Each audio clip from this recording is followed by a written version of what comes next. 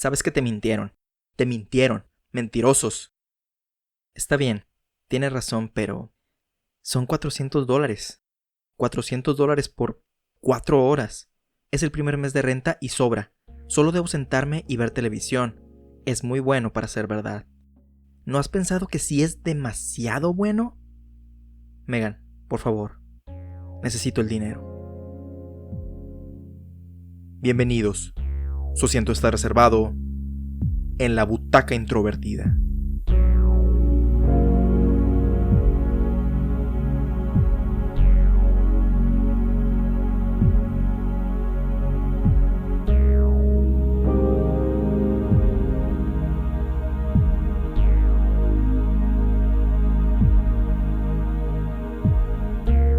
The House of the Devil es una cinta estrenada en el año 2009, escrita y dirigida por Ti West. Estelarizada por Jocelyn Donahue, Greta Gerwig y Tom Noonan, cuenta la historia de Samantha, una joven universitaria quien para solventar el poder mudarse a una nueva casa, toma un trabajo de niñera. Sin embargo, a pesar de lo tranquila y sencilla que parece la tarea, se encontrará con cosas más extraordinarias que el muy anticipado eclipse lunar que tomará lugar a la medianoche. Gracias a que en la actualidad se produce más contenido que nunca, las tendencias en las series de televisión y películas son más evidentes. Una de estas es recurrir a un estilo antiguo de producción para evocar nostalgia en el público, y de esa manera atraer su atención para que vayan al cine a ver la cinta o la reproduzcan en la televisión de su casa. Sin embargo, en algunas ocasiones esto se utiliza simplemente por hacerlo, agregándole detalles superficiales que solo hacen referencia al pasado para ser reconocidos por las personas, sin que esto le añada a la narrativa. Afortunadamente, existen ejemplos de producciones que usan técnicas de filmación antiguas y sitúan sus filmes o series en décadas pasadas para beneficio de su historia, como es el caso de la cinta que hablaremos en este episodio.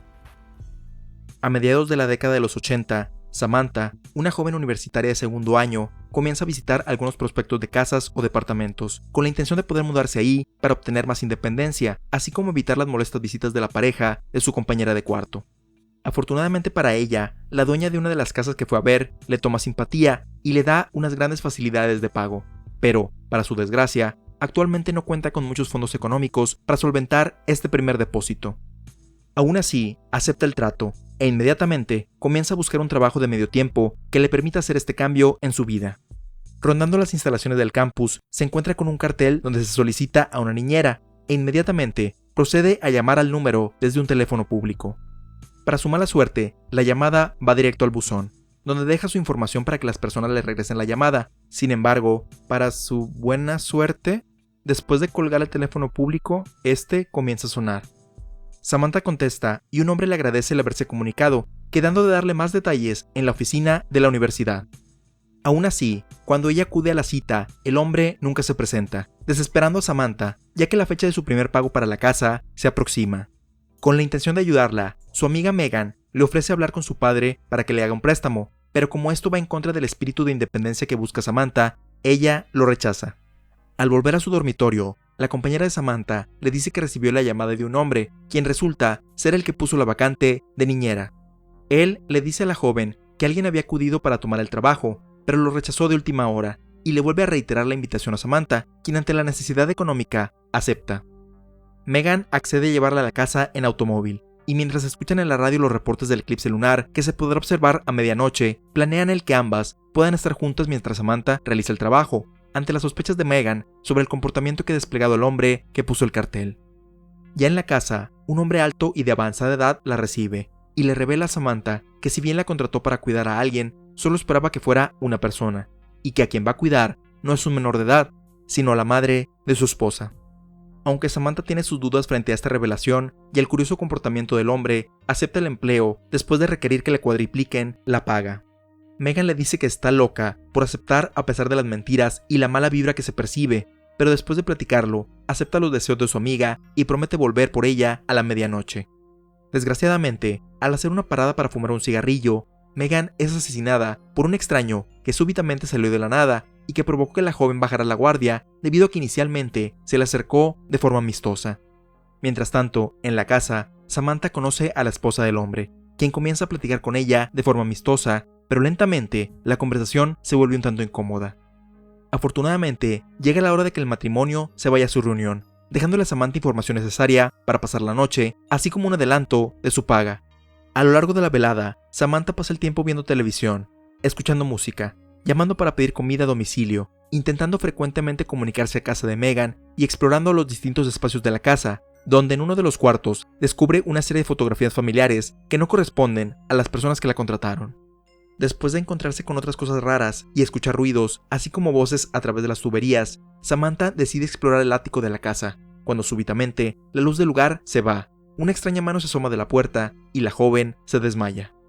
Cuando despierta, se ve atada de pies y manos, rodeada por velas y figuras en túnicas negras, quienes resultan ser las personas que la contrataron, el hombre que mató a Megan y una mujer mayor con una extraña apariencia, la cual procede a pintar un pentagrama en el vientre de Samantha con su propia sangre, así como forzarla a beberla. La joven forcejea a tal grado que logra librarse de sus ataduras, logrando deshacerse de todos sus captores, con excepción del hombre que la contrató, quien procede a perseguirla. Durante esta persecución, Samantha tiene extrañas visiones y dolores en su cuerpo, a lo que el hombre explica que fue elegida para dar a luz a un ser oscuro, en un ritual que tiene que ocurrir antes de que concluya el eclipse lunar. Ante esta revelación, Samantha decide tomar el arma con la que se había estado defendiendo y se da un disparo en la cabeza. Al final, en la cama de un hospital, una enfermera se acerca a Samantha, quien tiene un gran vendaje en la cabeza, asegurándole que ambos van a estar bien, y la película termina.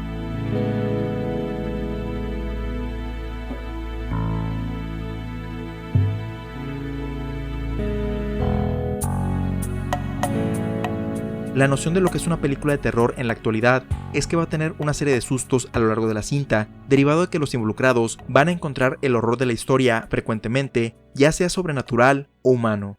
Pienso que esto es lo que ha provocado que se utilice demasiado los sobresaltos, que solo provocan una respuesta física en los espectadores, en lugar de buscar el atemorizarlos de una forma más profunda.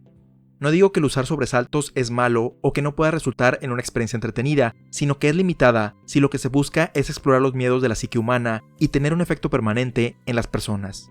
Una de las cosas que más me gustan de las cintas de terror, en particular de la década de los 60s y 70s, es cómo se toman su tiempo en ir construyendo la tensión de su historia hasta llegar al punto más crítico, y al final no siempre brindar una resolución feliz, sino algo más ambiguo que da pie a que los espectadores reflexionen sobre qué significó para ellos la secuencia final de la historia. Ejemplos de este tipo de cintas son Rosemary's Baby de 1968, The Wicker Man de 1973 y The Stepford Wives de 1975, quienes además de tomar este ritmo, mezclan sus elementos sobrenaturales con elementos cotidianos, de forma que no se sienten separados uno de otro, cuestionando si el origen del mal es parte de la naturaleza humana. Por supuesto, no todas las películas de terror de esa época siguen esta regla, o son mejores simplemente por haber sido hechas en ese tiempo, pero los ejemplos que mencionamos siguen siendo efectivos hasta nuestros días, incluso más que sus remakes realizados durante la primera década de los 2000. Y es esta la base sobre la que The House of the Devil está creada, que aunque su historia se ubica en la década de los 80s, la cual estaba más caracterizada por películas de horror con efectos especiales prácticos, se toma su tiempo para familiarizarnos con lo que es normal para Samantha, sus miedos y necesidades, ir construyendo la tensión que va sintiendo de estar en un lugar extraño con personas que no conoce y empatizar con el terror que siente cuando éstas revelan sus verdaderas intenciones.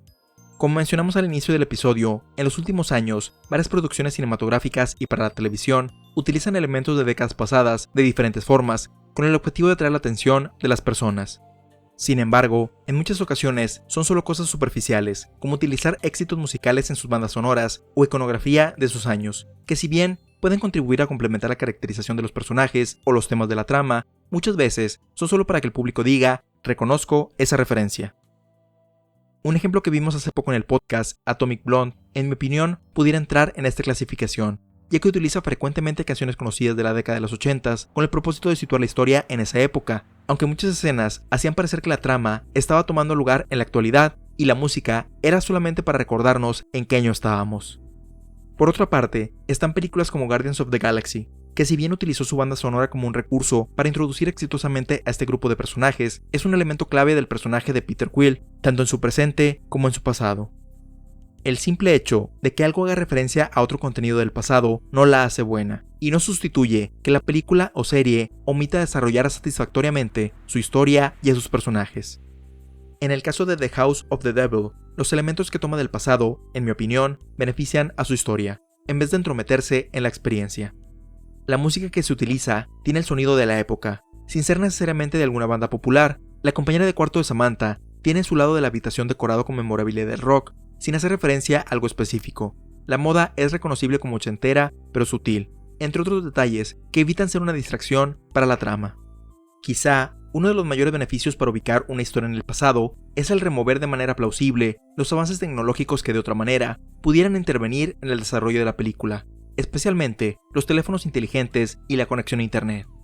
El hecho de que los personajes cuenten con uno de estos dispositivos involucra que tengan una comunicación directa entre ellos, un mapa de sus alrededores, que puedan saber su ubicación en todo momento, les da acceso a una cámara fotográfica y de video para captar evidencia, e incluso una lámpara por si se va la luz.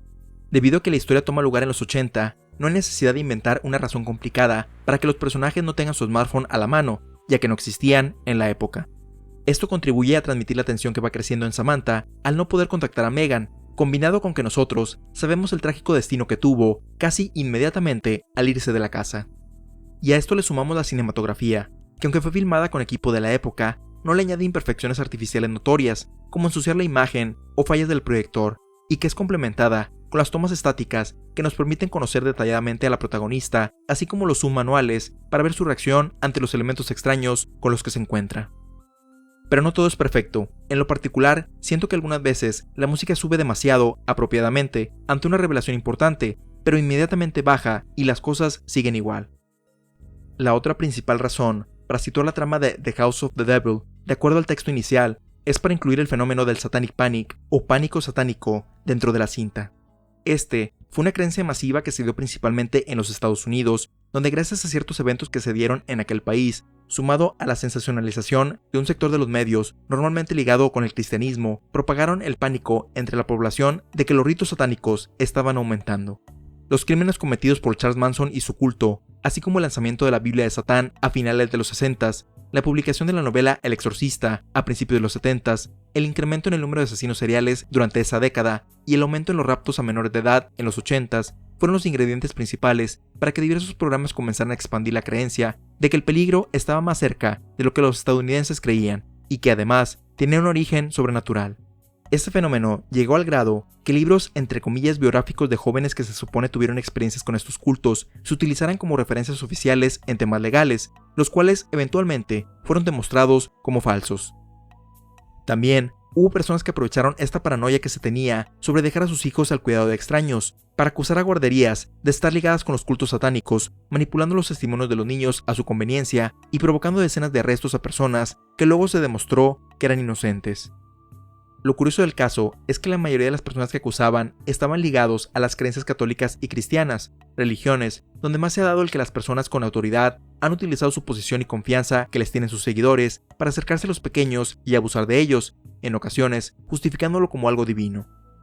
Más allá de querer irónicamente satanizar a la religión católica y cristiana, mi opinión es que la fe que tiene una persona no es una credencial automática que la hace buena o mala, sino las acciones que realiza en lo público y lo privado.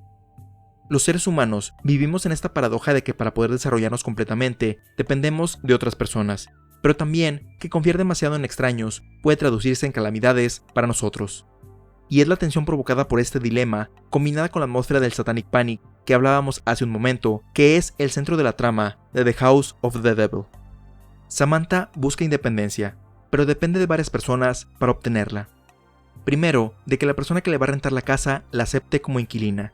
Al ser estudiante, depende de que alguien le ofrezca un trabajo para poder pagar las mensualidades a pesar de no contar con experiencia, e incluso depende de su amiga Megan para tener una transportación segura debido a su situación económica. Esto es lo que la obliga a tomar un trabajo del cual ella misma tiene dudas, y aunque varias alarmas se encienden debido al comportamiento extraño de sus empleadores, no le queda de otra más que aceptar, apostando a que esta incómoda experiencia de confiar en una familia de extraños sea solo un pequeño precio a pagar para lograr sus sueños. En la actualidad, las personas jóvenes siguen teniendo problemas para poder hacerse de una casa o departamento debido a que la situación económica es aún más complicada que en el pasado. Y no es por decir que antes era fácil. Sin embargo, en la época en que la generación millennial salió de la universidad, se han presentado una crisis económica global, así como una pandemia mundial que amenaza con volver a detener la economía. Aún así, las generaciones anteriores siguen ejerciendo presión para que consigan su propio hogar, aunque esto signifique aceptar algún préstamo o trato predatorio que los condene a una tremenda deuda. Y no es que esa generación no quiera contar con una casa propia, sino que ha aprendido de los errores del pasado y en general se trata de evitarlos para poder realizar una mejor inversión. De igual forma, así como le sucede a Samantha al final de la cinta, las generaciones anteriores tratan de forzar sus creencias en las nuevas, aun contra la voluntad de estas últimas. Si bien no los fuerzan a beber su sangre y a pintar pentagramas en sus vientres, no dudan en opinar y decidir en lo que otras personas deben o no hacer con sus cuerpos.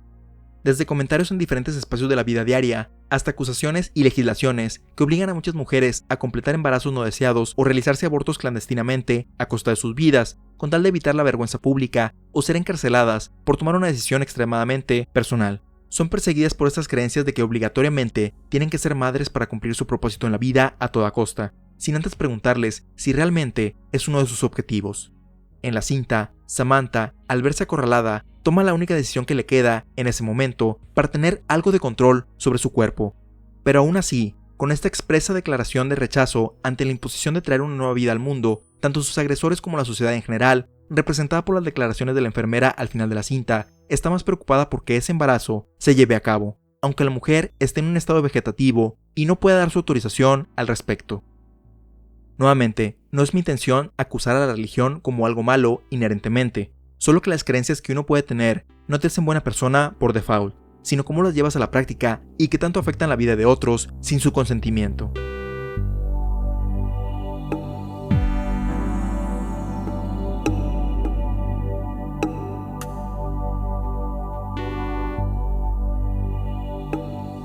The House of the Devil retoma elementos del cine de terror de décadas pasadas sin necesidad de aferrarse ciegamente a la nostalgia de esa época.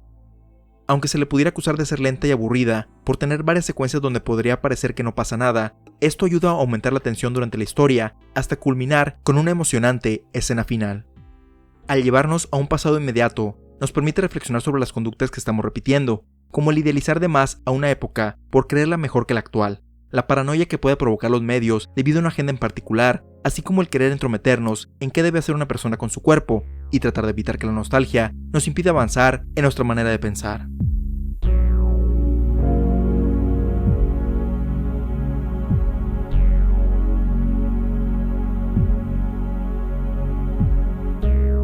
Te recordamos que puedes compartirnos tus opiniones, ideas, sugerencias y o comentarios sobre The House of the Devil o cualquiera de nuestros episodios anteriores al correo contacto@butacaintrovertida.com. Puedes escuchar todos los episodios en butacaintrovertida.com, Spotify, Apple Podcasts, Google Podcasts, Stitcher, TuneIn, entre otros, así como tener notificaciones de cuando se publican suscribiéndote a nuestro RSS o en las redes sociales oficiales facebook.com/butacaintrovertida e instagram.com/butacaintrovertida. Si quieres ayudar a impulsar este podcast, déjanos una reseña positiva en Apple Podcasts y compártelo con tus amigos en redes sociales. Hemos llegado al final de este episodio. Te esperamos en la próxima función, donde ya tienes tu asiento reservado en la butaca introvertida.